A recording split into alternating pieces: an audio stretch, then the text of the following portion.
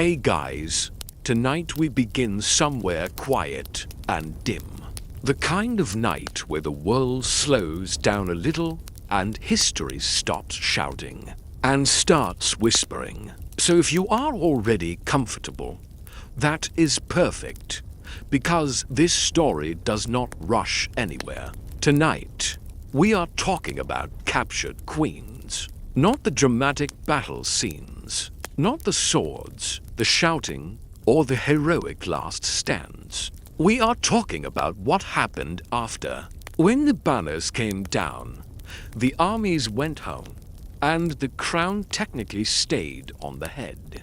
But the freedom quietly disappeared. Captured queens were rarely thrown into dark, dripping dungeons. That would have been messy, rude, and very bad politics. Instead, they were housed, escorted, guarded, and carefully watched. All very polite medieval words for, "You are not going anywhere." So let us ease into this gently and meet one of the most famous royal women to ever lose her freedom, Eleanor of Aquitaine. Eleanor of Aquitaine had already lived several full lifetimes by the time she was captured. She had been Queen of France, then Queen of England. She went on crusade, which was unusual and inconvenient for everyone involved. She gave birth to kings. She ruled lands larger than most men of her time could even imagine managing. She was sharp, intelligent, and famously unwilling to sit quietly in the background, which, historically speaking, is never a great personality trait for a medieval queen with an ambitious husband.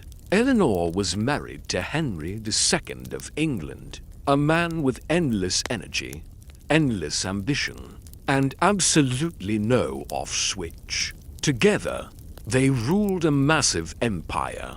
Together, they also raised several sons who deeply resented their father.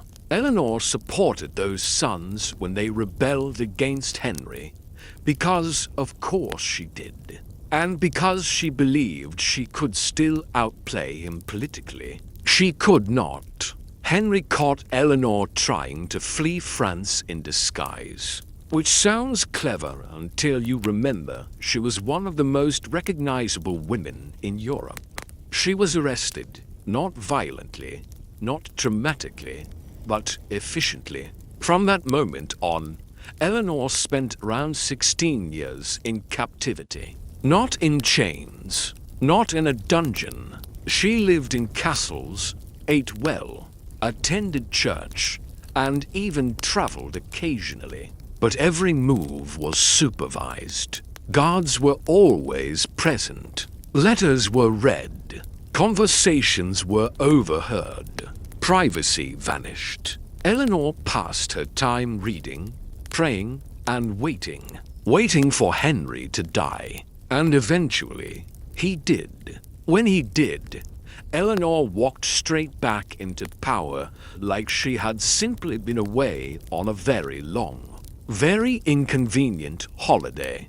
Her captivity ended quietly, which was usually how these things went. Now let us drift gently toward another royal disaster. Because medieval Europe never ran out of them, this time we arrive in England during the Wars of the Roses, which were already exhausting without adding captured queens into the mix. Here we find Margaret of Anjou.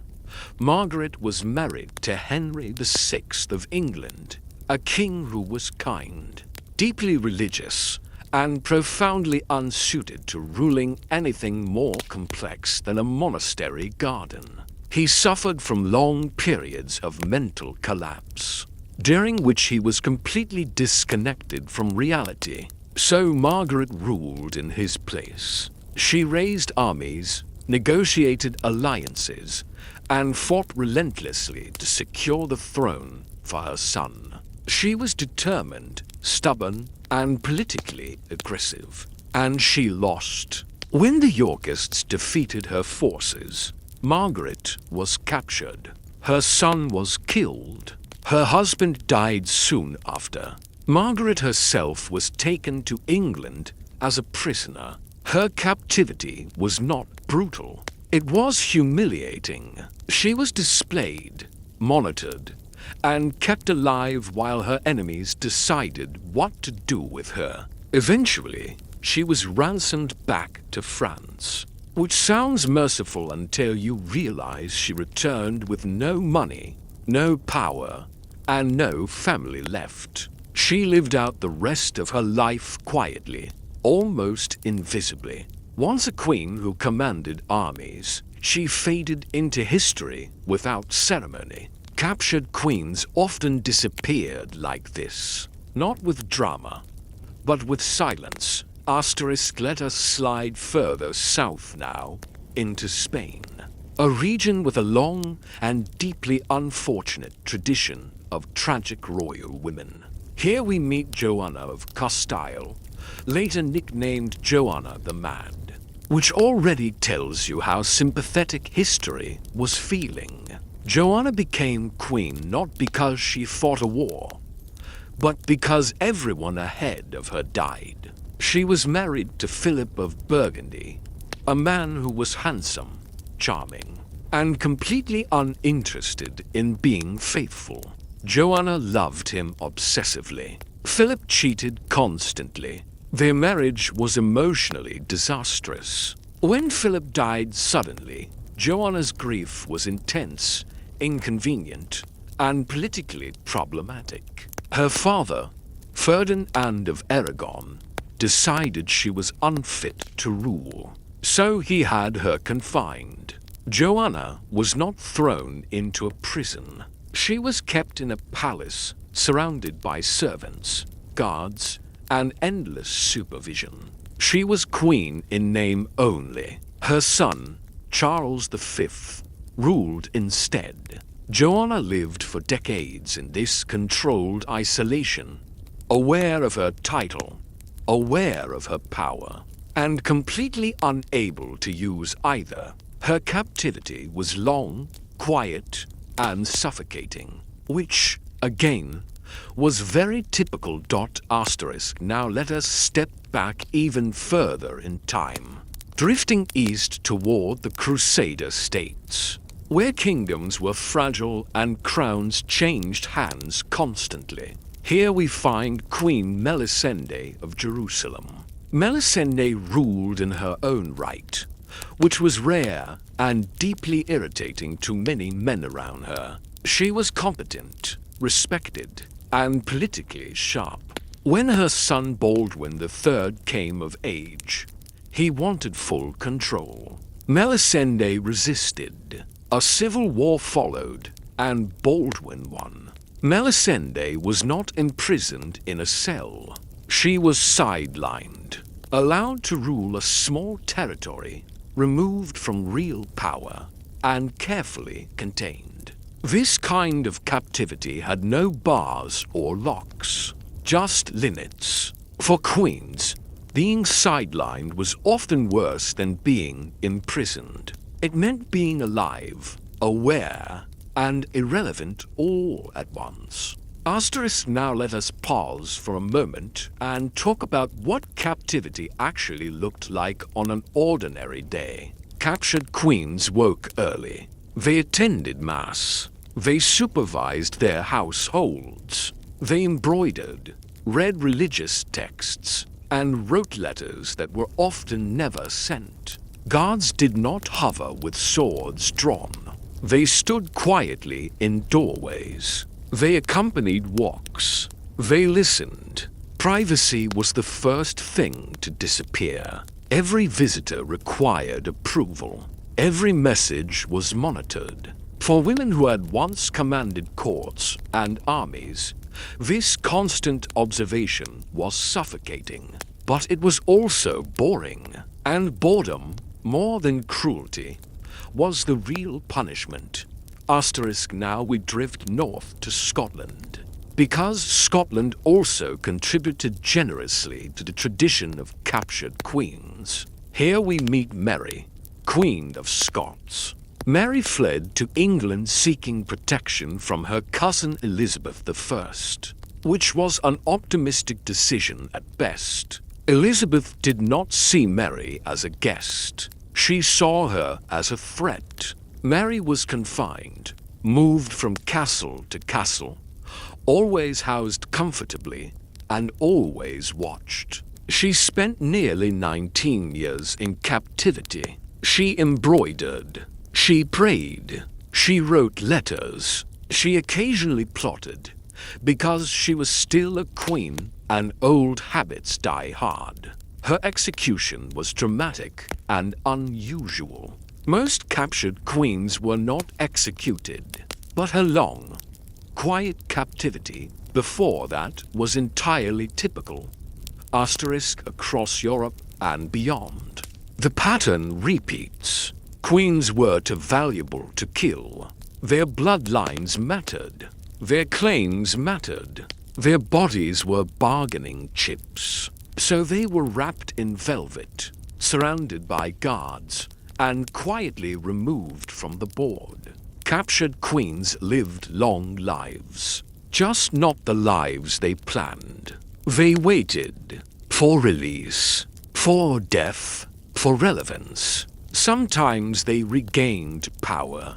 Often they did not. And most of the time, history remembered them only as footnotes. While they themselves spent years staring at the same stone walls, listening to the same footsteps, and learning how heavy a crown feels once it is no longer yours.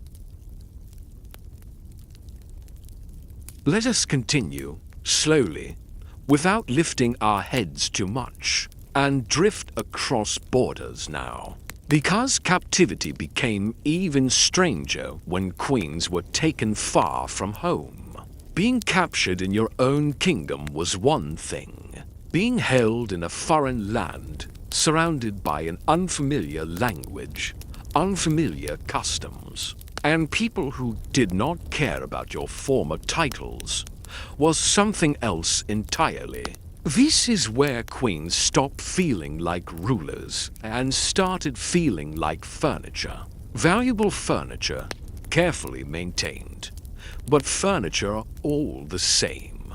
Asterisk, one of the earliest examples comes from early medieval Europe with Queen Brunhilde of Austrasia. Brunhilde began her life as a Visigothic princess, which already meant she was trained to survive political chaos. She married into the Frankish royal family and quickly discovered that Frankish politics were less a system and more a long-running family argument with knives.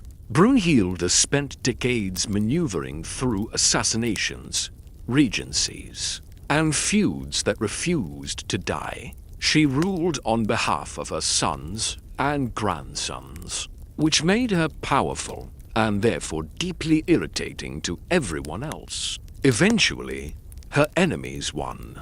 Brunhilde was captured by rival Frankish factions. For a brief moment, she was kept alive, questioned, and publicly humiliated. Not because they needed information, but because humiliating a queen sent a message. Her fate was unusually violent by the standards of captured queens.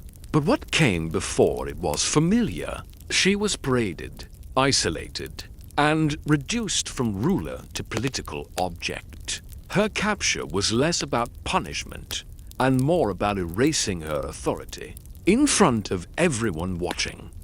Asterisk, now let us soften this scene and move east, into Byzantium, where drama was conducted at a lower volume, but over a much longer time. Byzantium specialized in elegant confinement. Here we find Empress Eudokia Makrimbolitissa, a woman who briefly ruled the Byzantine Empire and then lost everything, without ever leaving the palace. Eudokia was widowed young and ruled as regent for her sons. She remarried for political stability which immediately made everyone suspicious. Eventually, her new husband took full control. Eudokia was not imprisoned in chains. She was confined within the palace complex, removed from decision-making, and encouraged to become religious. This was a common Byzantine solution. When a woman became inconvenient, she was nudged gently toward piety and silence. Eudokia lived out her days in controlled comfort. Her authority dissolved not through violence, but through paperwork and polite pressure. Asterisk, now let us glide into the medieval Islamic world. Because captured queens existed there as well, though their experiences often followed different rules. In many Islamic courts, royal women already lived in seclusion, so capture did not always look dramatic. Sometimes it meant being transferred from one household to another. One notable example is Dafa Khatun, a ruler connected to the Ayyubid dynasty. When political tides shifted, women like her were often removed from power but kept alive, respected, and carefully supervised. Execution was rare. Public humiliation was unnecessary. The goal was stability. Queens were absorbed into the background of court life. Their political influence quietly drained away. Asterisk, let us return to Western Europe now, where captivity was often wrapped in ceremony. Isabella of Angoulême, Queen of England and wife of King John, found herself in an awkward position after John's death. She returned to France, remarried, and became involved in rebellions against the French crown. When those rebellions failed, Isabella was captured. She was confined, monitored, and eventually released under strict conditions. Her captivity was not harsh, but it was humiliating. Once a queen of England, she now needed permission to move, to speak, to act. Her royal identity remained, but only as a memory. Asterisk, now let us slow things down and talk about the emotional texture of captivity. Because this is where all these stories quietly overlap. Captured queens were surrounded by servants, but deeply lonely. They were addressed with titles, but ignored politically. They lived in large spaces that felt strangely small. Every day followed the same pattern. Morning prayers, meals eaten under observation, walks in enclosed gardens, letters written and rewritten. Many queens turned to embroidery, not because they loved it, but because it filled time without causing trouble. Their work often included religious imagery, symbols of suffering, patience, and endurance, which feels very on the nose. Asterisk, now we drift back to England again, because England never wasted an opportunity to mishandle royal women. Elizabeth Woodville, Queen to Edward IV, experienced a softer kind of captivity. After Edward's death, she sought sanctuary in Westminster Abbey with her children. Sanctuary was technically protection, but it was also confinement. She could not leave without permission. Her movements were restricted. Her sons were eventually taken from her and disappeared into history as the princes in the Tower. Elizabeth herself was later forced into political obscurity. She lived, she survived, but she never regained her influence. Sanctuary, like captivity, was a polite cage. Asterisk, now let us cross the channel again to France, where Marie Antoinette is often remembered only for her execution. But her captivity before that was long, dull, and emotionally draining. Before the guillotine, there were months of confinement. Marie Antoinette was moved from palace to prison, stripped of privacy, stripped of routine, and surrounded by guards who did not care who she used to be. Her days were repetitive. Wake, eat, sit, wait. The boredom was crushing. By the time her trial arrived, she was exhausted, isolated, and emotionally worn down. While her end was dramatic, her captivity followed the same pattern as so many queens before her. Comfort reduced, dignity questioned, time stretched endlessly. Now let us pause again. Because it becomes clear that captivity was not designed to break queens quickly. It was designed to wear them down slowly, to make them irrelevant, to turn living symbols into background noise. Queens were dangerous not because of what they could do in chains, but because of what they represented if released. So they were kept alive, watched carefully, and allowed to fade.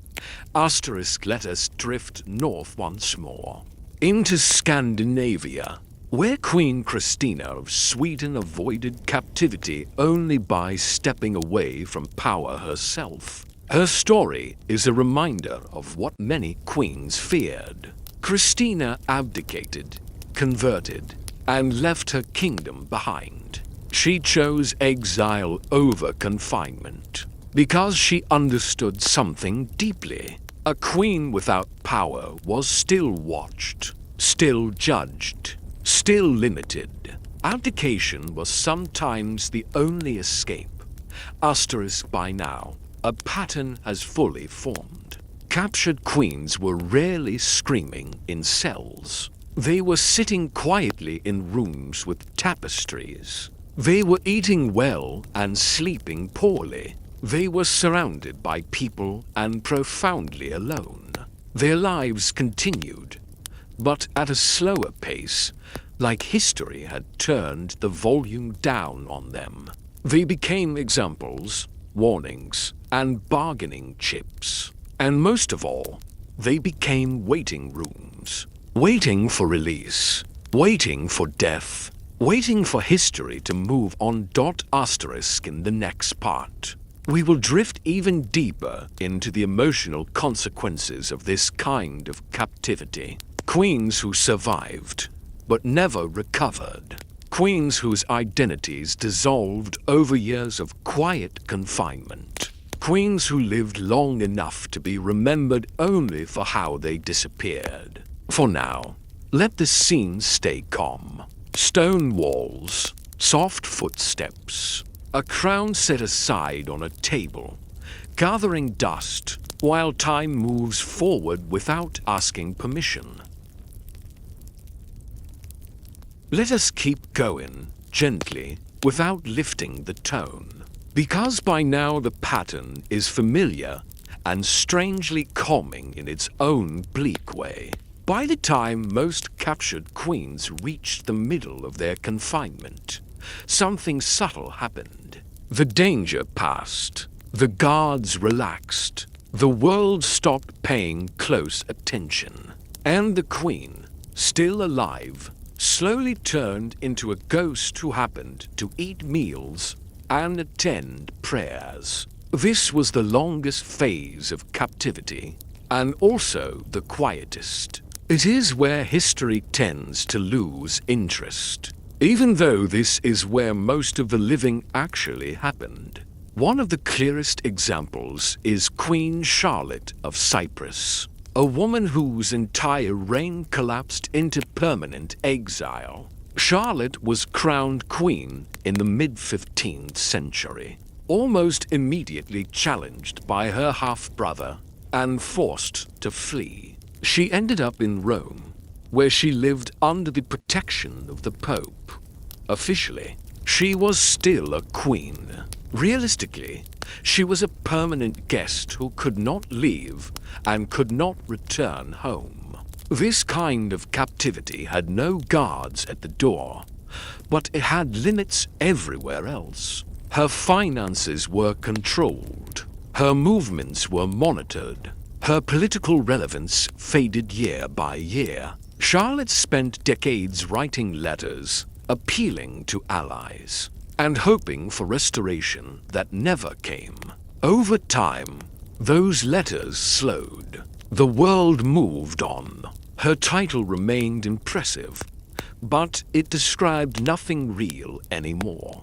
Now let us drift to Eastern Europe, where royal captivity often blended into lifelong house arrest. Sophia of Lithuania, once a queen of Poland, experienced exactly this. After political shifts removed her influence, she was kept under watch, surrounded by attendants, and allowed to live comfortably while being excluded from power.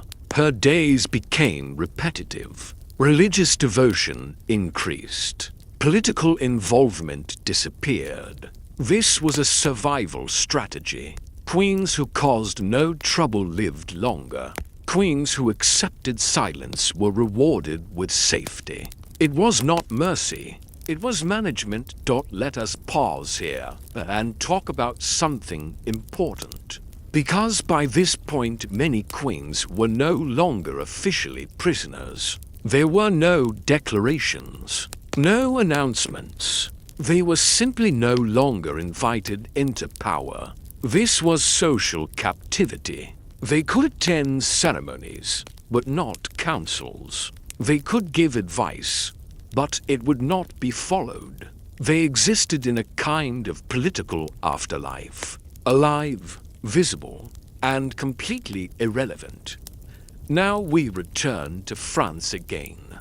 Because France never quite mastered the art of letting queens age peacefully, Queen Blanche of Castile, though not captured in the traditional sense, experienced the slow erosion of authority that mirrored captivity. As regent, she ruled forcefully for her son. Later, when male relatives gained influence, Blanche was pushed aside. She retained her status, her household, and her dignity, but not her control. Her confinement was social rather than physical. She lived at court while being quietly ignored. For a woman who once ran the kingdom, this was a particularly sharp kind of loss. Now let us slide over to the Holy Roman Empire, a political maze that specialized in sidelining powerful women. Empress Agnes of Poitou ruled as regent, then lost control as nobles rebelled. She was not imprisoned. She was pressured into religious life. Agnes entered a convent, which was often presented as a noble choice. In reality, it was one of the safest ways to neutralize a politically active woman. Convents were calm, controlled environments. They offered respect, protection, and permanent exclusion from power. Agnes lived for years in this state, praying, writing, and watching history continue without her involvement. Now let us slow down even further and look at what this did to identity. Queens were raised to rule. Their entire sense of self was built around ceremony, authority, and public presence. Captivity stripped that away gradually. At first, they still gave orders, then suggestions, then comments. Eventually, they stopped speaking in political terms at all. Many turned deeply religious. Others withdrew emotionally. Some became obsessively focused on routine. Same prayers, same walks, same meals. Repetition became stability. Stability became survival. Now let us return briefly to England one more time. Because England had a talent for producing queens who outlived their usefulness. Catherine de Valois, widow of Henry V, was not imprisoned, but she was tightly controlled. Laws were passed restricting her remarriage. Her household was supervised. Her autonomy was limited. She was a queen who could not fully act like one. Her life became quiet by design. This was preventive captivity, stopping trouble before it started. By now, a truth has settled in. Captured queens were not meant to be broken. They were meant to be softened, smoothed out, reduced to background figures who posed no threat and required no decisions. Their survival was the point. Their silence was the goal. As years passed, many of these women outlived the people who captured them. Kings died, regions changed, dynasties shifted, and still the queens remained, sitting in familiar rooms, attended by the same servants, praying at the same hours. History moved fast outside their walls. Inside, time thickened and slowed. This is where we will pause for now. In the next and final part, we will gently close the story by looking at how these lives ended. Not with drama, but with quiet conclusions. Natural deaths, forgotten burials. Queens who were once the center of the world and became footnotes without ever doing anything wrong. For now, let the image stay soft. A woman in royal colors, no longer new, no longer dangerous, sitting by a window, watching years pass while the crown rests somewhere nearby, no longer needed. Let us finish this the same way these lives usually ended, slowly and without drama. By the time captivity reached its final stage, there was very little left to take away. The queen had already lost her power, her influence, and most of her audience. What remained was the body, aging quietly in a well-kept room, surrounded by routine, prayer, and the soft indifference of history. Death, when it came, was rarely sudden. It arrived the same way captivity had unfolded, gently and without urgency. Many captured queens died of ordinary things. Fevers, infections, age. Their deaths were recorded briefly, sometimes incorrectly, and often without ceremony. The world they once ruled had moved on long before their final breath. One example is Joanna of Castile, who we met earlier. She lived into her 70s, confined for decades. When she died, her son was emperor of much of Europe. Her passing caused no political shock, no change. She was buried quietly, like a problem that had finally resolved itself. For a woman once central to dynastic plans across the continent, her ending was almost invisible. This pattern repeats again and again. Margaret of Anjou died in France, poor and largely forgotten. There was no triumphant return, no dramatic reassessment. Just a former queen living on borrowed support, her name slowly losing weight. Eleanor of Aquitaine was a rare exception, reclaiming power before her death. But most queens were not Eleanor. Most never stepped back onto the stage. They aged out of relevance while still alive. Burial locations tell the story clearly. Captured queens were often buried far from where they ruled, sometimes far from where they were born. Their graves were modest, their tombs unvisited, titles carved into stone that no longer meant anything. In some cases, even the location of their remains was eventually lost. A queen without power did not inspire pilgrimage. There is something deeply consistent about how societies treated these women at the end. They were not villains. They were not heroes. They were inconveniences that had been managed successfully. By the time death arrived, Everyone was relieved it was uncomplicated. No rebellion followed. No unrest stirred. The system had worked exactly as intended. Asterisk, what makes this quietly unsettling is how normal it all became. Captivity was not an emergency response. It was a standard solution. Remove the woman. Keep her alive. Reduce her visibility. Wait. Time would do the rest. And it usually did. Queens were raised to believe they were chosen by God, by blood, by destiny. Captivity taught them something else. That power was conditional. That survival did not equal freedom. That being spared was not the same as being safe. Asterisk in their final years. Many queens became deeply routine-oriented. Same rooms, same prayers, same servants. They marked time by religious calendars instead of political ones. Feasts and fasts replaced councils and alliances. This was not always forced. Sometimes it was the only structure left. Order without authority, meaning without control.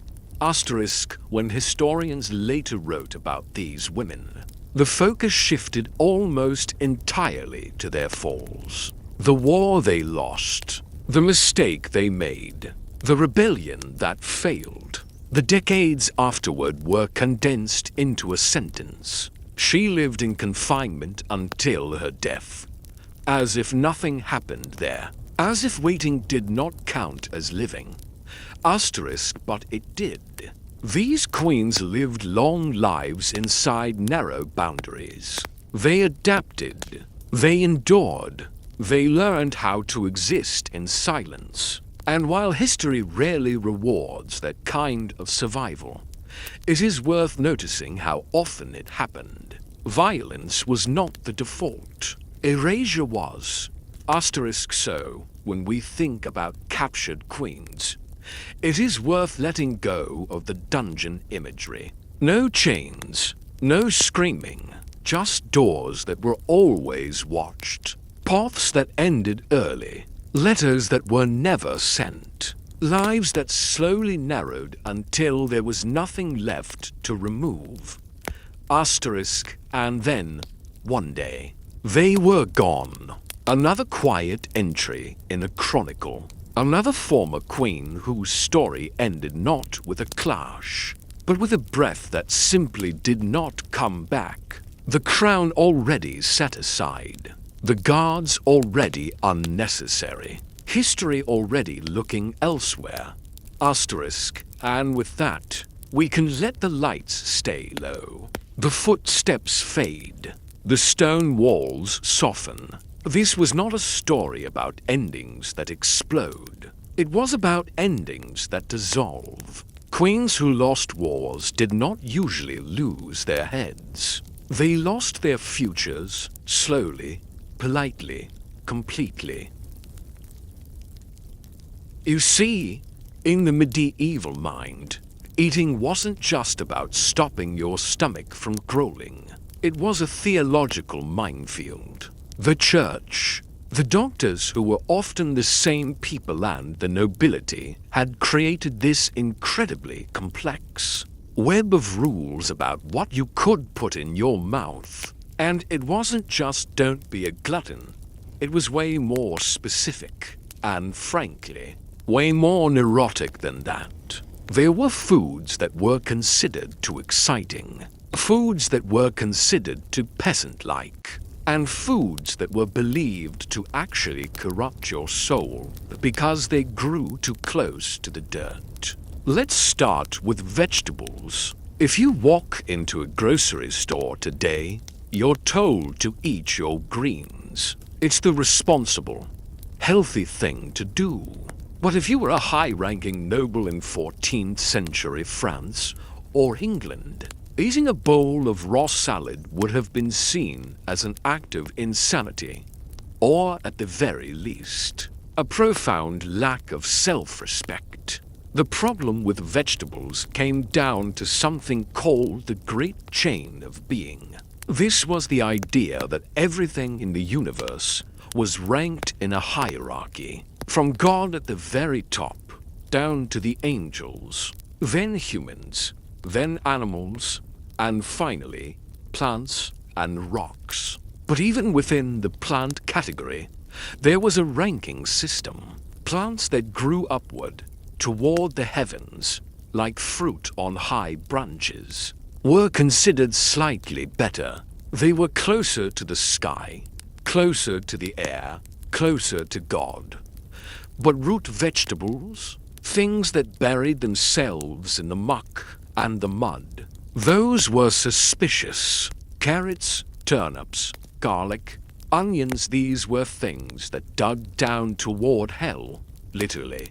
They grew in the dirt, which was the lowest element, cold and heavy. So, the thinking went, if you ate a turnip, you were weighing down your spirit. You were making your thoughts heavy and earthly, rather than light and heavenly. So, naturally, the aristocracy decided that vegetables were peasant food, and this became a moral stance. If a king or a duke was caught snacking on a raw onion, it wasn't just a dietary choice. It was a social transgression. It was acting below one's station. The medieval elite honestly believed that their stomachs were physically more refined than the stomachs of the peasantry. They thought a peasant's stomach was like a cast-iron cauldron, able to digest coarse, rough roots, while a noble's stomach was a delicate glass vessel that would shatter if it encountered a raw carrot. Of course, they did eat vegetables sometimes, but they had to be cooked into oblivion.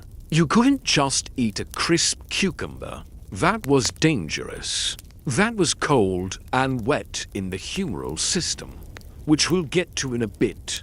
But basically, a raw cucumber was seen as a quick way to get a fever and die. Because, obviously, a cucumber is a lethal weapon. So, if you were fancy, you boiled the life out of your vegetables, mashed them with spices, and hoped that the heat had exorcised the peasantness out of them.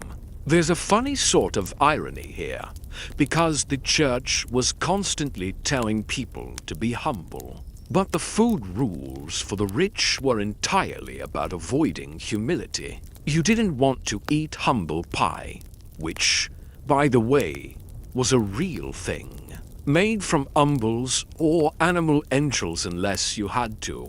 You wanted to eat birds. Birds were the opposite of turnips. Birds flew in the air. They were the closest animal to the heavens. So eating a swan, or a heron, or a peacock was practically a spiritual act for a nobleman. It was consuming the element of air. It made you witty, light-hearted, and refined. Or at least, that was the pitch. In reality, roasted peacock is apparently tough, dry, and tastes like old turkey. But flavor wasn't really the point. The point was the symbolism. You were eating the sky, while the peasants were eating the dirt. But let's slide over to something even more specific. The absolute terror of raw fruit. Nowadays, a bowl of fresh cherries or peaches is a lovely summer treat. In the Middle Ages, during certain periods, raw fruit was looked at with deep suspicion, almost like it was poison. In 16th century dietary guides, you see warnings that fruit causes fevers, fluxes, which is a polite way of saying uncontrollable diarrhea and general bad moods. There's a tragic, or perhaps just darkly funny, story about King John of England. You know King John, the bad guy from the Robin Hood stories? The guy who lost the crown jewels in a swamp. Well, King John had a bit of a reputation for excess. And in 1216, he met his end. The chroniclers at the time, who hated him because he was awful to the monks, claimed he died from a surfeit of peaches and new cider. Basically, the man binged on raw peaches and fermented apple juice. In the medieval mind, this was basically suicide. You are taking cold, wet fruit and mixing it with cold, wet cider. In a season that might already be getting chilly, it threw his humors entirely out of balance. The monks writing the history books probably nodded sagely and thought, well, of course he died. He ate a peach without boiling it in wine first. What a heathen! It wasn't just that fruit made you sick physically. It was that the sickness was a punishment for the sin of gluttony. Fruit was sweet. It was tempting. It reminded theologians of the Garden of Eden. Eve didn't eat a pork chop. She ate a fruit. So, fruit had this lingering reputation as the gateway drug to sin. If you enjoyed the sweetness of a strawberry too much, you were indulging in earthly pleasure. And earthly pleasure was always a slippery slope. So, to make fruit safe for a good Christian noble to eat, it had to be corrected. You couldn't just trust nature. Nature was wild and fallen. You had to fix it. How do you fix a strawberry? You cook it with sugar and spices. Sugar was considered a spice back then, and it was hot and dry, the opposite of the cold, wet fruit. So, by adding sugar, you were chemically balancing the fruit, making it safe for your soul and your stomach. It's convenient, isn't it? I'm not eating this candied pear because I have a sweet tooth. I'm eating it because I need to balance the humors for my medical well-being. Let's drift a little further into the pantry and look at beans. Beans have a long, difficult history. Pythagoras, the ancient Greek math guy, famously hated them. He thought they contained the souls of the dead, or that they were just unclean. That anxiety sort of rippled through history. By the Middle Ages, beans were a staple for the poor because they were cheap and grew easily. But for the upper classes and the clergy, beans were problematic for a very noisy reason. Wind. Flatulence wasn't just embarrassing in the Middle Ages. It was seen as a disturbance of the spirit. A body that was generating a lot of gas was a body that was turbulent. It was a body in chaos. And if your body was in chaos, your mind couldn't focus on God. Monks, in particular, were often warned against eating too many beans, because a windy stomach led to a distracted prayer life. You can't mediate on the Holy Trinity if you're trying to hold in a massive. During VESPERS there was also a belief that the wind generated by beans could travel upward to the brain and cause disturbing dreams or nightmares. So, if you ate a bean stew, you were inviting chaotic visions into your sleep. You were effectively eating nightmares. For a medieval person who believed that dreams could be messages from angels or demons, having a bean-induced nightmare was a genuine spiritual risk. You didn't want to accidentally think you were being visited by a demon just because you had too many lentils for lunch. So, the sin here was subtle. It was the sin of distraction, of turbulence. It was eating something that made you less dignified, less controlled. The medieval ideal was stasis, keeping everything balanced and calm. Beans were agents of chaos. Now, let's float over to the dairy aisle. Milk. Today, we drink milk. We put it in coffee. We give it to kids. In the medieval era, Drinking fresh milk as an adult was seen as really weird. It was something only the very old, the very young, or the very sick did. If you were a healthy adult man and you chugged a glass of milk, people would look at you like you were trying to return to infancy. It was seen as effeminate and weak. But cheese? Cheese was a different story. Cheese was digested milk. It had already been processed, so it was safer. But even then, there were rules. The older the cheese, the better, generally speaking. But the sin connected to dairy usually came up during Lent.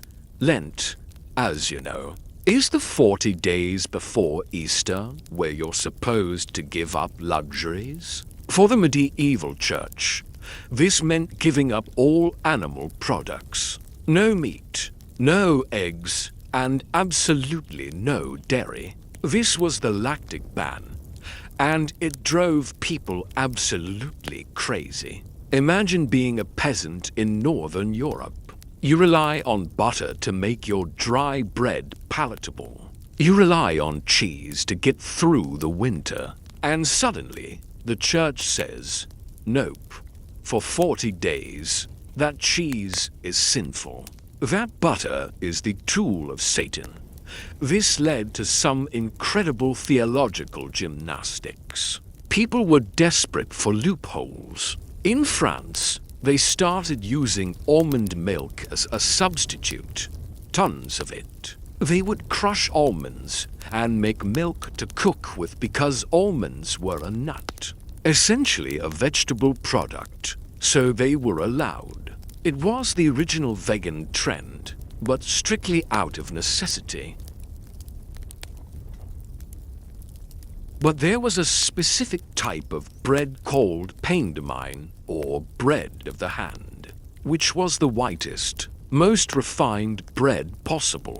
It was almost like cake. Eating this was a status symbol, but eating too much of it was the sin of delicacy. You were making yourself too soft. On the flip side, the poor often ate bread made from rye that could be infected with ergot fungus. Ergot is hallucinogenic. It's basically natural LSD. So you had entire villages of peasants suffering from St. Anthony's fire, where they would hallucinate, feel like their limbs were burning, and sometimes dance maniacally until they collapsed. The church often interpreted these outbreaks not as food poisoning, but as mass demonic possession or a punishment from God for the sins of the village. So, the poor were eating bread that literally drove them crazy, and then they were told it was because they were bad Christians.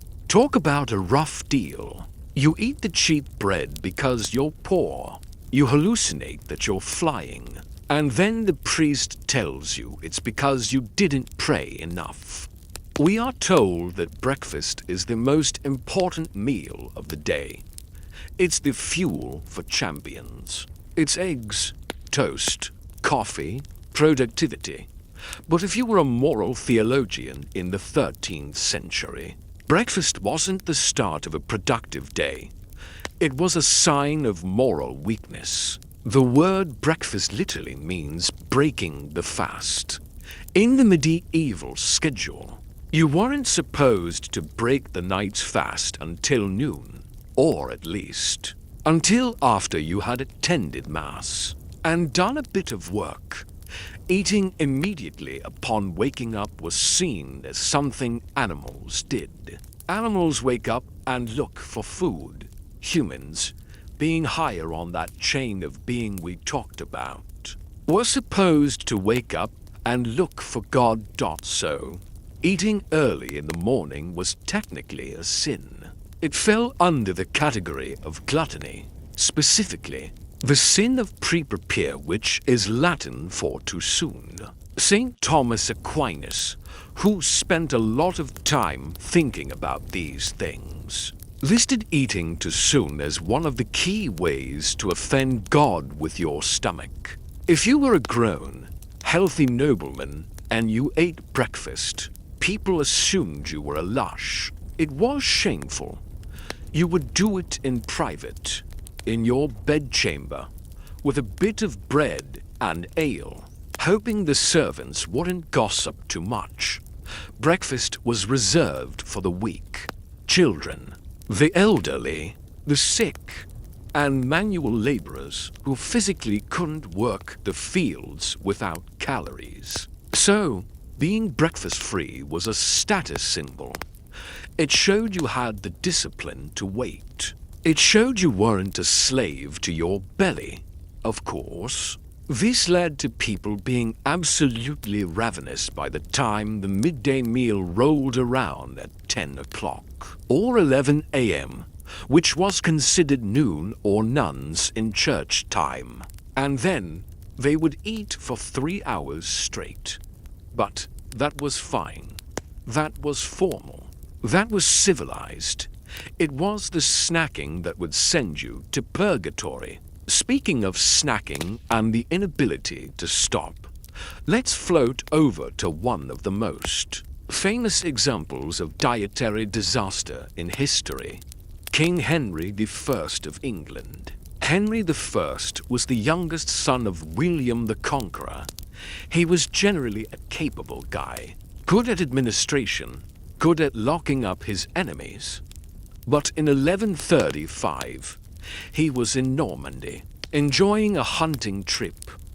He was an old man by medieval standards, around 67 years old. And after a long day of, well, probably not doing much hunting himself, but watching other people hunt, he sat down to dinner, and he demanded lampreys. Now, if you've never seen a lamprey, consider yourself lucky.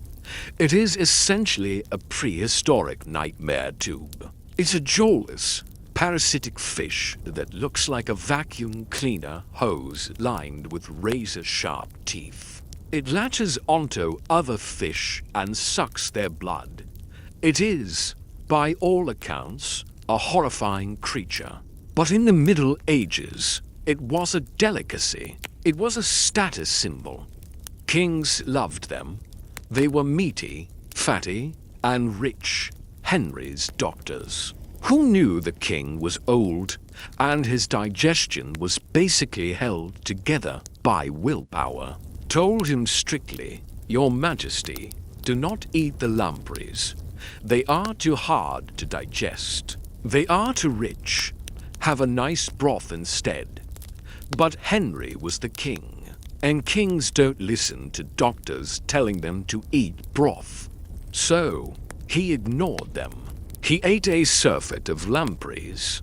That's the famous phrase from the history books. A surfeit just means too many. He gorged himself on these parasitic blood-sucking eels. And, predictably, his stomach went on strike. He fell violently ill that night. The humors turned against him. The fever set in. And a few days later, Henry I was dead. He literally ate himself to death on a dare against his own biology. It's a very medieval way to go.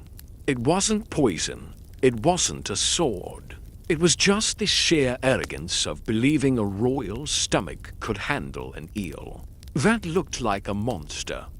And the chaos that followed his death as civil war known as the anarchy basically happened because one man couldn't say no to a second helping of fish. But Henry I wasn't the only one with weight issues. Let's drift back a generation to his father, William the Conqueror.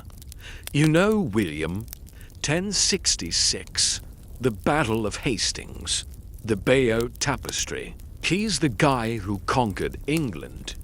In his youth, he was a warrior, tall, strong, intimidating. But as he got older, William developed a problem. He stopped fighting and started eating. And eating. By the late 1080s, William had become so large that the French king Philip I made a joke about it.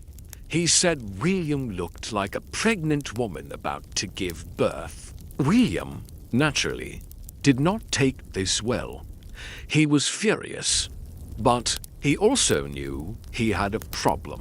He was so heavy he could barely get on his horse, and for a medieval king, if you can't ride a horse, you aren't really a king. You're just a guy sitting on a throne. So, William decided to go on a diet. It is, perhaps, the first recorded crash diet in royal history. But because nutritional science didn't exist, his idea of a diet was interesting. He decided he would stay in bed and consume nothing but alcohol. No food, just wine and spirits. The logic, presumably, was that fluid flows through you, whereas food sticks. He thought the alcohol would melt the fat, as you can imagine. This didn't turn him into a fitness model. It just turned him into a very angry, very drunk, very large man. He eventually got back on his horse to go burn down a city, because that's how he dealt with his anger. But during the ride, his horse stumbled. The pommel of the saddle, the hard metal bit at the front, slammed into his immense stomach with the force of a car crash. The internal injuries were severe. He lingered in agony for weeks before finally dying in 1087. But the tragedy, or the dark comedy, doesn't end there. And I'm going to keep this gentle, but it is a bit grotesque, in a historical sort of way. When William died, his body was left alone for a while, because all his servants stole his furniture and ran off. When the monks finally came to prepare him for burial, they realized the stone sarcophagus that had been prepared for him was standard size. William was no longer standard size. They tried to force the body in. They pushed. They shoved. And then physics took over. The gases building up inside the body, combined with the pressure of being jammed into a stone box, caused the king to burst.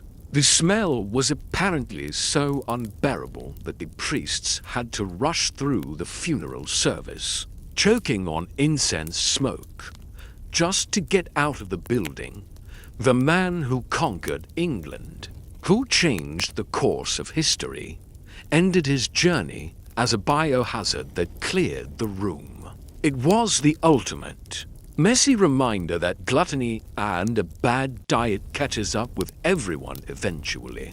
Let's float away from exploding kings and look at the table itself. If you were lucky enough to be invited to a medieval feast, you might think it was a free-for-all. But actually, the table was a place of extreme anxiety.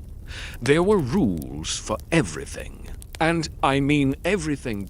In the 15th and 16th centuries, people started writing courtesy books to teach young nobles how not to be disgusting. The most famous one was by Erasmus, a Dutch philosopher who was very concerned with manners. And when you read these rules, you realize just how low the bar was. Erasmus had to tell people, do not spit on the table. That was a rule. He had to write it down, which implies that people were spitting on the table often enough that it needed to be addressed. He also advised, do not blow your nose into the tablecloth. Apparently, that was a handy napkin for some people. And my personal favorite, do not pick your teeth with your knife. Not because it's dangerous, but because it looks predatory. There was a rule about the salt. Salt was expensive and precious. At a long banquet table, a massive, ornate salt cellar would be placed in the middle. Where you sat in relation to the salt determined your entire social worth. If you sat above the salt, closer to the host, you were important. You were VIP. You got the good wine. You got the fresh meat. If you sat below the salt, further down the table, you were a nobody. You were a distant cousin, a squire, or a hanger-on. You got the watered-down ale and the meat that was a bit chewy. The salt was a literal line in the sand. You spent the whole meal staring at that salt cellar, knowing exactly where you ranked in the universe. And sharing was mandatory. You didn't get your own plate. You had a trencher, a slice of stale bread that acted as a plate. And you often shared a cup and a bowl with the person sitting next to you. This person was your messmate. You had to trust your messmate. You had to hope they didn't have a cold or open sores on their mouth.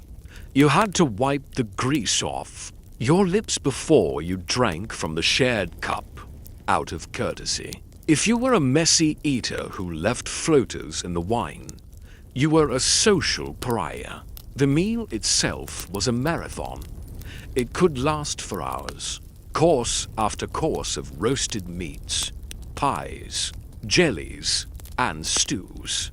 And because of the medical theories we talked about the humors, the meal had to be eaten in a specific order to help the stomach cook the food. You started with something easy, like a broth or a salad if it was cooked, to open the stomach. Then came the heavy meats, the roasts, the serious business.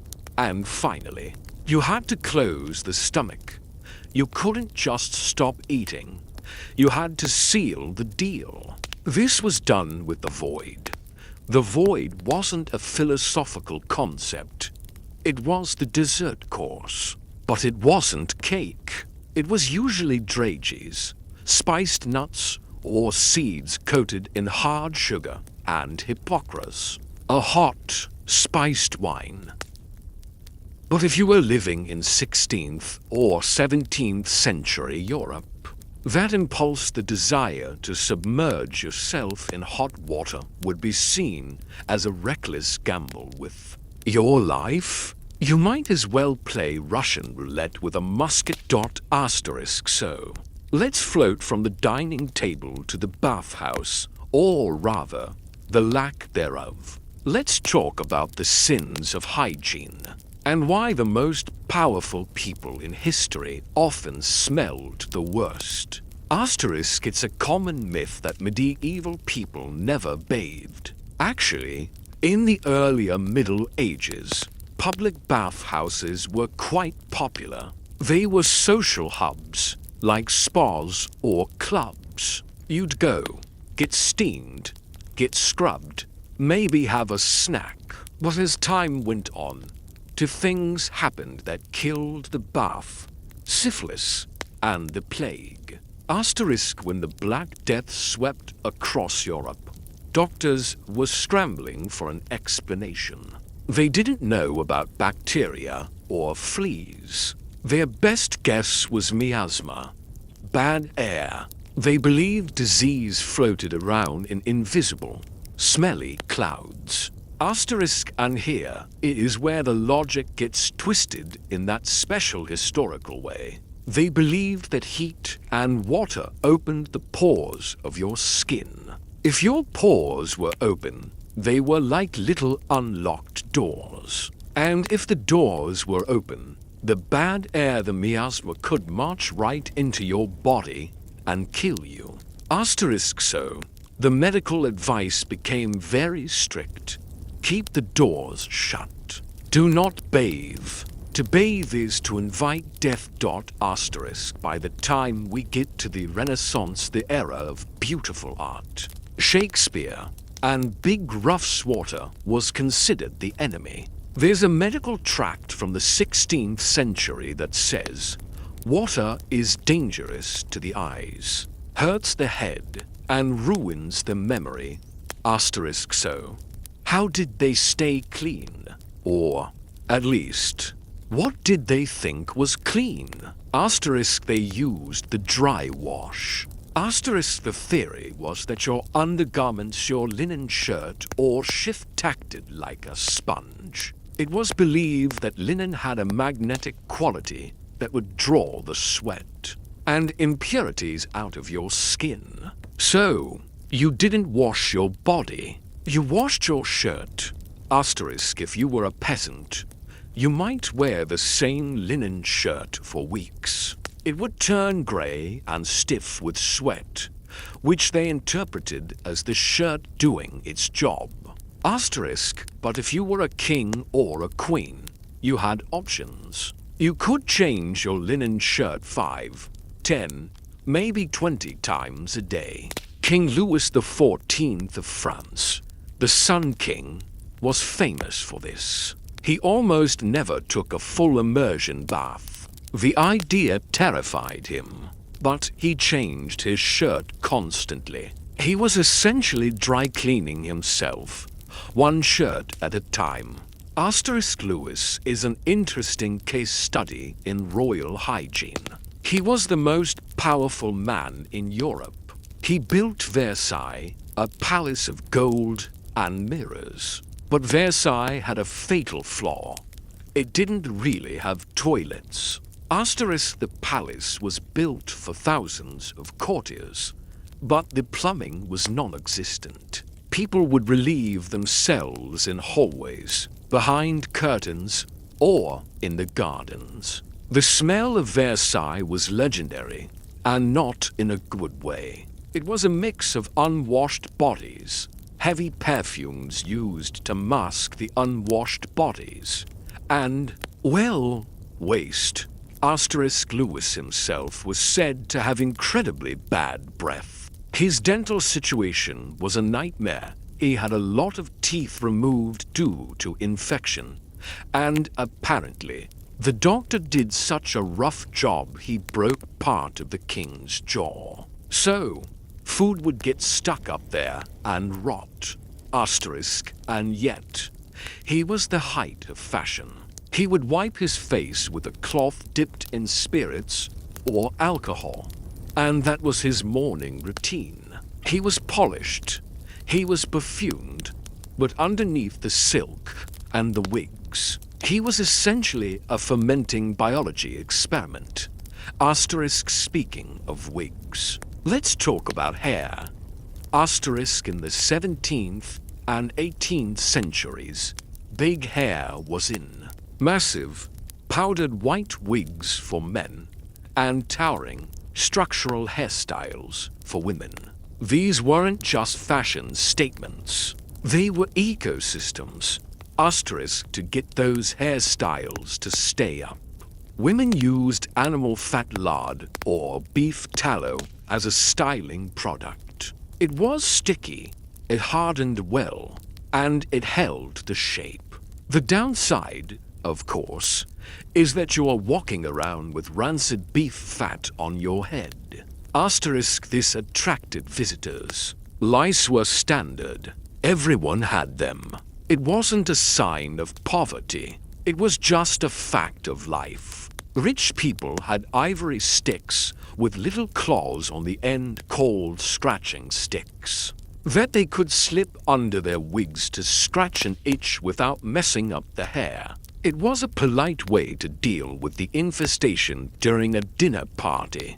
Asterisk, but worse than lice were the mice. There are stories perhaps slightly exaggerated, but based on truth of mice nesting in these massive, lard-filled hairstyles while the women slept. Some women would sleep with wire cages over their heads to keep the rodents out of their hairdos. Imagine trying to get a good night's sleep with a wire trap on your head, because you're afraid a mouse wants to eat your bangs.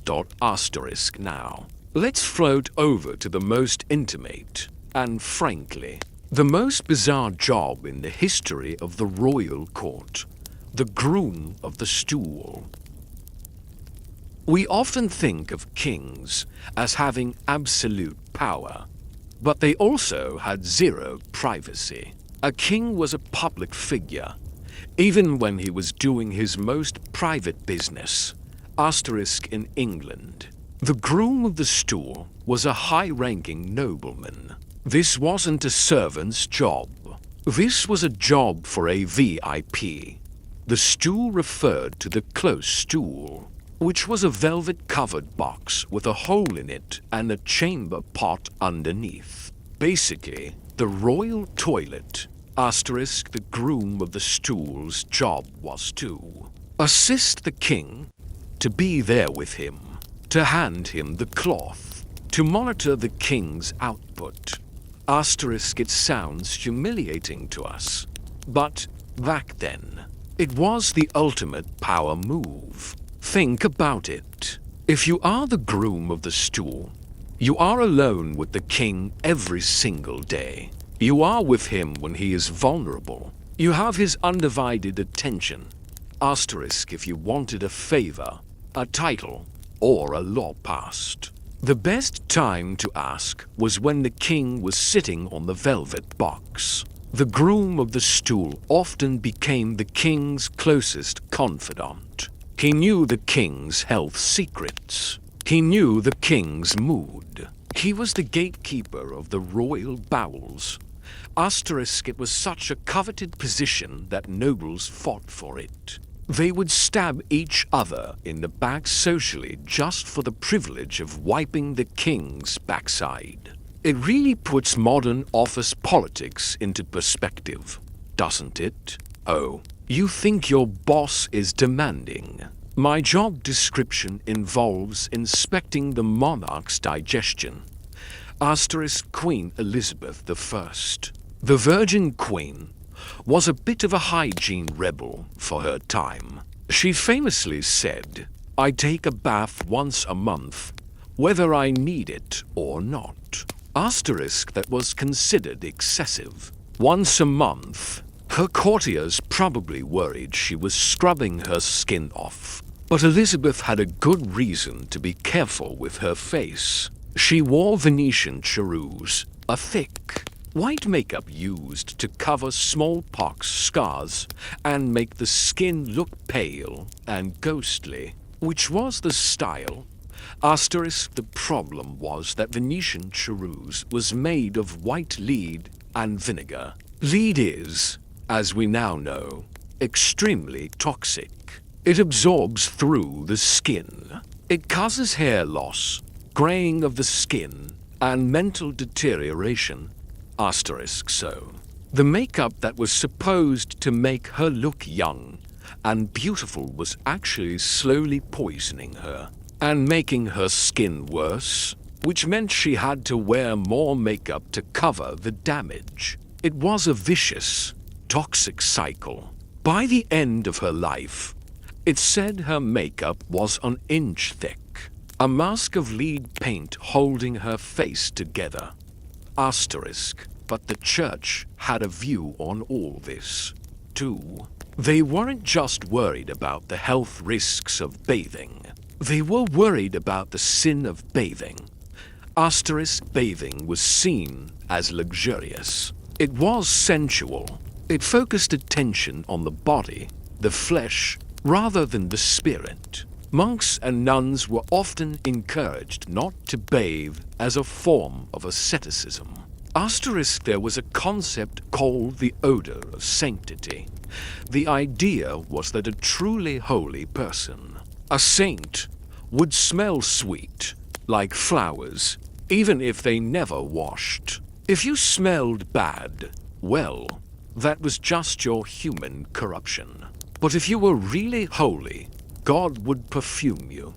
Asterisk, Saint Francis of Assisi, who was a wonderful man who loved animals, famously considered Brother Body to be a burden. He didn't care for hygiene. His followers wore ruffle robes that they rarely washed. You can imagine that a gathering of Franciscans in a small room on a hot Italian summer day was a powerful olfactory experience. Asterisk, but to them, that smell was the smell of humility. It was the smell of rejecting the world. To smell like soap was to smell like vanity. Asterisk so. You have this entire society where the signals are flipped. Cleanliness wasn't next to godliness. It was next to worldliness. Dirt was a badge of honor, or at least a badge of safety. Asterisk. And let's not forget the teeth. We mentioned Louis XIV, but tooth care was a universal disaster. Sugar was becoming popular, imported from the colonies, and the rich loved it. They put sugar on everything. They had sugar sculptures, sugared wine, sugared eggs. Asterisk as a result. The rich had rotting black teeth. The poor, who couldn't afford sugar, actually had much better teeth. So, having black, rotten teeth became a status symbol. It showed you were rich enough to afford the sugar that destroyed your mouth. Asterisk, there are even reports of people blacking out their teeth cosmetically to look richer than they were. Look at me. My teeth are falling out. I must be very wealthy. Asterisk, it's a strange world to drift through, isn't it? A world where lead is makeup, mice live in your hair, the king's toilet time is a political summit, and a hot bath is a one-way ticket to the grave.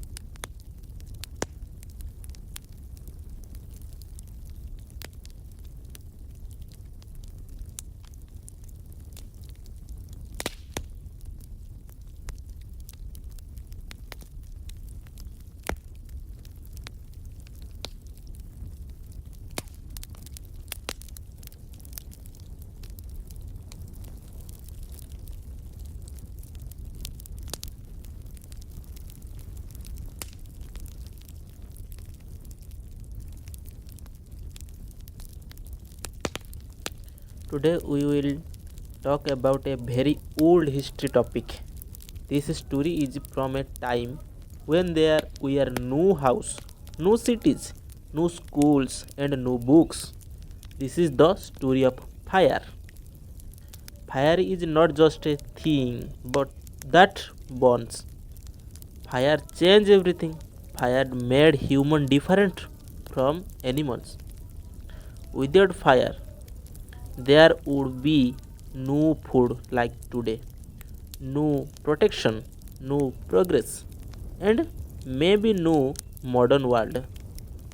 This is the story of how fire slowly changed human life step by step. Long, long ago, humans were very weak. They had no clothes, no proper homes, and no weapons. They lived in forest and open land. They were always afraid. Big animals hunted them, cold weather hot there, dark nights scared them. Human ate raw food. Raw meat was hard to chew. Raw plants were bitter and dangerous. People got sick easily. Many people died young. Life was very hard. The first time humans saw fire. Yes, fire was not first made by human. Fire came from nature. Lighting heat trees, volcanoes burned land, dry forest caught fire. Early humans saw fire from far away. They saw bright light. They felt heat. At first, they were scared. Fire was dangerous. Fire burned skin.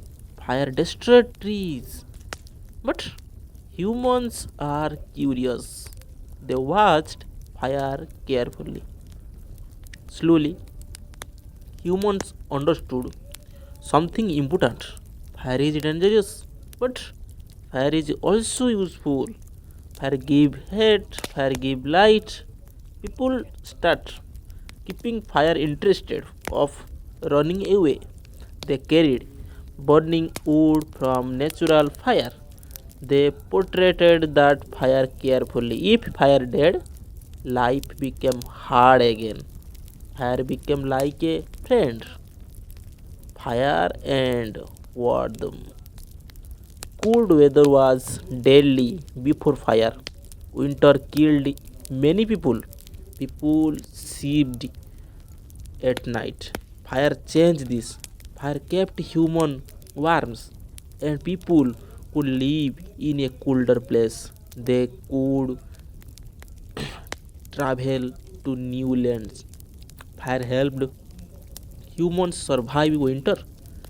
This was a very big change in history. Fire and light. Before fire, night was very dark. Darkness brought fear. Wild animal hunted at night. Fire brought light. People could see at night. They could stay together. They could talk and think. This helped humans before social. This helped humans share idea. Fire created community. Fire and protection. Fire scared wild animal. Animal we are afraid of flame. They stayed away from fire. Humans used fire as protection. They slept near fire. This saved many lives. Fire became a side. Fire and cooked food. This was one of the biggest change in human history. Yes, human learned to cook food. Cooked meat was soft. Cooked plant were safe. People became stronger. Their brains grew bigger. Good food gave more energy. Scientists believe Cooking helped human become intelligent. Fire helped create the human brain. Fire and tools. Fire helped humans make tools. They hardened wood in fire. They shaped stone using heat. Later, fire helped me melt metal. This lead to copper tools. They bronze tools. They iron tools. Fire started technology. Fire and caves. Human lived in caves. Caves were dark and cold. Fire made caves livable. Fire kept animal away. Fire gave light inside cave. Human painted on cave walls using firelight. This was early art. This was early culture.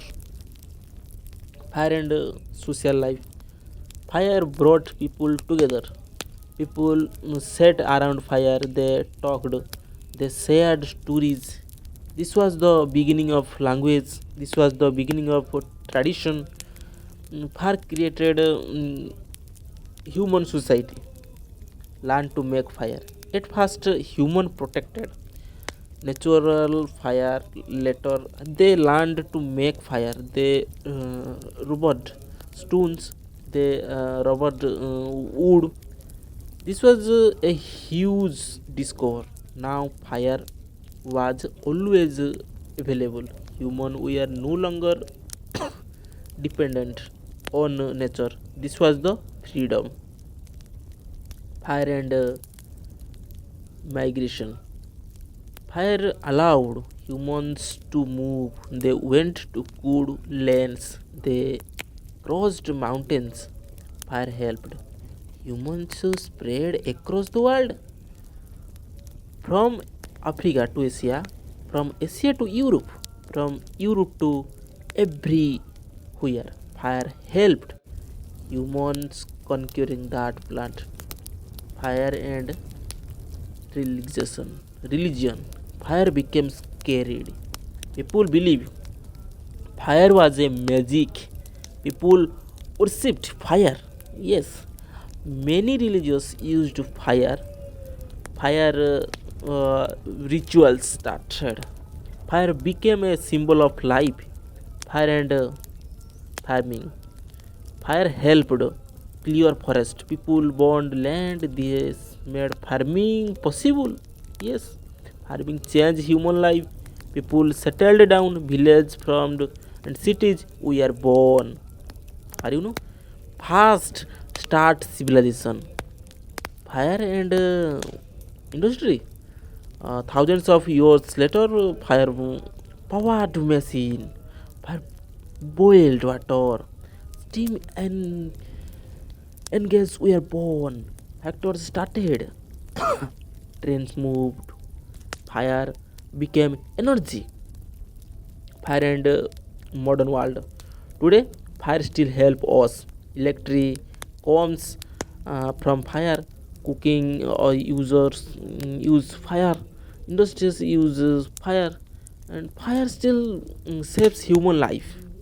Conclusion: fire is not just that the fire is the history. Fire made humans human. Without fire, there would be no civilization, no cities, no technology. Fast is the greatest discovery in human history. This, thank you. Today, now this is a very interesting story. I am feeling very relaxed now, because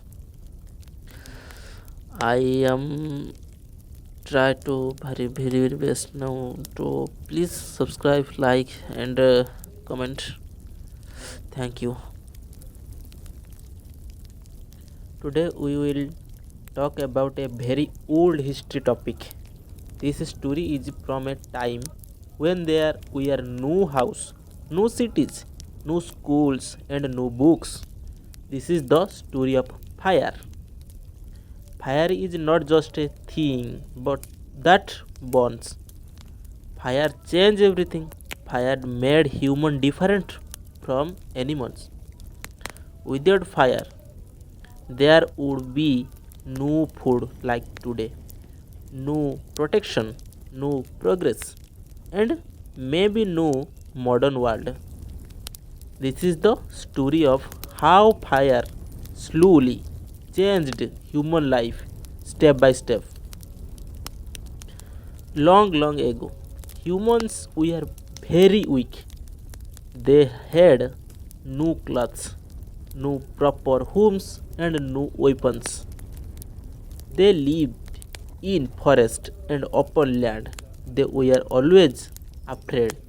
Big animals hunted them, cold weather, hot there, dark nights scared them. Human ate raw food. Raw meat was hard to chew. Raw plants were bitter and dangerous.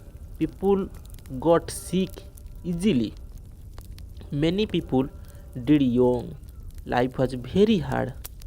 The first time humans saw fire. Yes, fire was not first made by human. Fire came from nature. Lighting heat trees, volcanoes burned land, dry forest caught fire. Early humans saw fire from far away. They saw bright light. They felt heat. At first, they were scared. Fire was dangerous. Fire burned skin. Fire destroyed trees. But humans are curious. They watched fire carefully. Slowly, humans understood something important. Fire is dangerous, but fire is also useful. Fire give heat, fire give light. People start keeping fire interested of running away. They carried burning wood from natural fire. They portrayed that fire carefully. If fire dead, life became hard again. Fire became like a friend. Fire and warmth. Cold weather was deadly before fire. Winter killed many people. People shivered at night. Fire changed this. Fire kept human warms and people could live in a colder place. They could travel to new lands. Fire helped humans survive winter. This was a very big change in history. Fire and light. Before fire, night was very dark. Darkness brought fear. Wild animal hunted at night. Fire brought light. People could see at night. They could stay together. They could talk and think. This helped humans before social. This helped humans share idea. Fire created community. Fire and protection. Fire scared wild animal. Animal we are afraid of flame. They stayed away from fire. Humans used fire as protection. They slept near fire. This saved many lives. Fire became a side. Fire and cooked food. This was one of the biggest change in human history. Yes, human learned to cook food. Cooked meat was soft. Cooked plant were safe.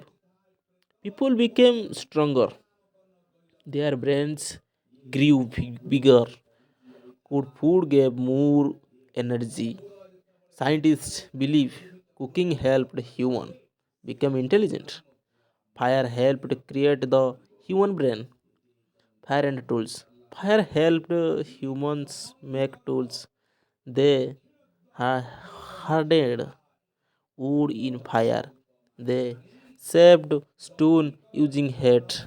Later, fire help me melt metal. This lead to copper tools. They bronze tools. They iron tools. Fire started technology. Fire and caves. Human lived in caves. Caves were dark and cold. Fire made caves livable. Fire kept animal away. Fire gave light inside cave. Human painted on cave walls using firelight. This was early art. This was early culture. Fire and social life. Fire brought people together. People sat around fire, they talked, they shared stories. This was the beginning of language, this was the beginning of tradition. Fire created human society, learned to make fire. At first, human protected natural fire. Later, they learned to make fire. They rubbed stones, they rubbed wood. This was a huge discovery. Now fire was always available. Human we are no longer dependent on nature. This was the freedom. Fire and migration. Fire allowed humans to move. They went to good lands. They crossed mountains. Fire helped humans to spread across the world. From Africa to Asia, from Asia to Europe, from Europe to everywhere. Fire helped humans conquering that plant. Fire and religion. Fire became scared. People believe fire was a magic. People worshipped fire. Yes, many religions used fire. Fire rituals started. Fire became a symbol of life. Fire and farming. Fire helped clear forest. People burned land. This made farming possible. Yes, farming changed human life. People settled down. Villages formed and cities were born. Are you know? Fast start civilization. Fire and industry. Thousands of years later, fire powered machine, fire boiled water, steam and gas were born. Factors started, trains moved, fire became energy. Fire and modern world. Today, fire still help us. Electric comes from fire. Cooking or users use fire. Industries uses fire, and fire still saves human life. Conclusion: fire is not just that the fire is the history. Fire made humans human. Without fire, there would be no civilization, no cities, no technology. Fast is the greatest discovery in a human history. This, thank you. Today, now this is a very interesting story. I am feeling very relaxed now because I am try to very best now to please subscribe, like, and comment. Thank you.